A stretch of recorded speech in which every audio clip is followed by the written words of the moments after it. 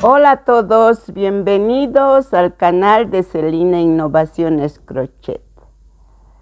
Saludos y muchas bendiciones para todos aquellos que siguen el canal esperando nuevos videos. Hoy vengo a presentarles este boxer en color café que muchos me han pedido al ver el boxer blanco.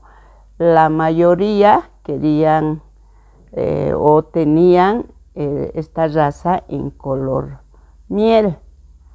Entonces les prometí hacerles el paso a paso en este color y ahora vengo a presentarles. Tiene los mismos rasgos, las mismas características del boxer blanco, solo el color es la diferencia. Como ven, tiene la carita con blanco y negro y la mayoría del cuerpo está en color café. Bueno, este perrito es más pequeño que el blanco porque lo trabajé con hilo más delgado y el gancho obviamente es de grosor, o sea, menos que la del blanco. Utilizamos hilo algodón color miel o café.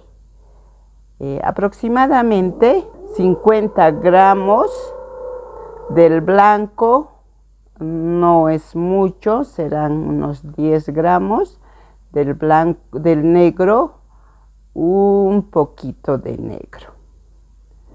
La mayoría tienen color miel. Las medidas de este perrito son de largo 24 centímetros, de alto 19 centímetros. El grosor del hilo es de 1.5, trabajamos con 1.50 milímetros de gancho. Los ojitos de 3.5 milímetros y el relleno, que es lo más importante para rellenar el perrito. Eso en cuanto a este nuevo proyecto. Alisten sus materiales que ya subiremos los videos del paso a paso.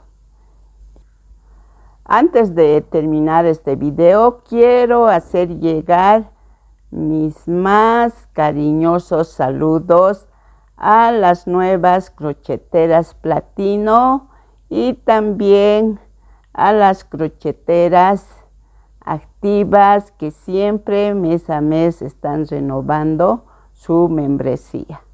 Saludos, Dios les bendiga mucho y gracias por apoyar al canal. Y si les ha gustado este proyecto, no olviden suscribirse, activar su campanita y comentar. Hasta el próximo video.